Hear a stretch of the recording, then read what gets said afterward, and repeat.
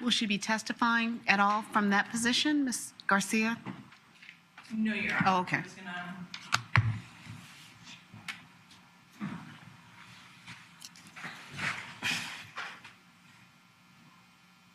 So every time I will examine. And if you could stand toward the middle so everyone can see it. There you go. I'm sorry, Judge. I'm actually going to ask you some questions. Okay, that's fine. Just stand there in the middle so everyone can see it. So, can you tell the jury, because you see here, I have some marks on the pants. Remove the pants so you can point to the jury. Can you tell the jury what these marks are on the pants? So when I look at the pieces of evidence like that, I want to select the seconds. And so I'm sorry, ma'am? I want to select the same when I look at the pieces of evidence like that. And so the stems that I select, I would put in my marking around it, just for later on future referencing. So this is stain A, this is stain B, that was part of actually a lot larger area. So this would have been my sample from this part of the leg. And then I also looked at this stain C because it is away from all the other evidence, all the other outstanding here. So just because there is more than one individual possibly involved in this incident, I want to see if I can get a representation of what could be the mission of a DNA from a different individuals. So I determined that this one was a little bit different. This would have been the same as representing this stain, and also the fact that this one was just randomly in the back. You know, I thought that's going to be a good sample today. Thank you, Mary. Take your seat.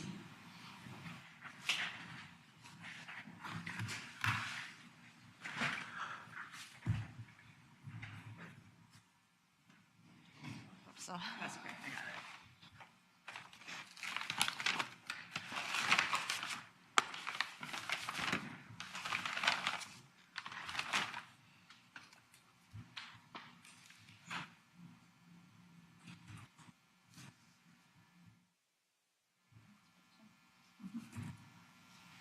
Thank you. It should be.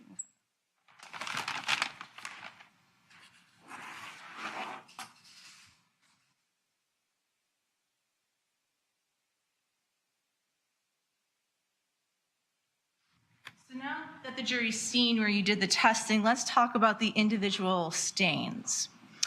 Let's start off with stain A. Did you determine that there was a presence of blood? Yes. So there was a chemical indications of a presence of a blood. It was a positive indication. And were you able to get a profile from stain A? Yeah, the profile resulted in determination of a mixture of two individuals with at least one male individual in it. Okay. And then since it was a mixture, did you compare it to both the standard of Danielle and Michael? Well, so Danielle Redlick, I've used again as an expected donor to that sample, but I did compare Michael Redlick's DNA known standards to it, and he was included as a possible contributor to that sample, to that mixture. And is this one where you actually found, even though you expected Danielle's DNA to be on the sample, did you actually find Danielle's DNA to be on the sample? I observed Danielle's Redlick DNA to be part of that mixture. And did you determine a likelihood ratio for this particular mixture on stain A? Yeah, the observed mixed DNA profile is greater than 700 billion times more likely to occur if the sample originated from Danielle Redlick and Michael Redlick than from Danielle Redlick, an unrelated individual. Moving on to stain B, did you obtain a complete profile? Yes, I did. So stain B and C, as a matter of fact, I obtained the same DNA profile. Okay. So was there the presence of blood?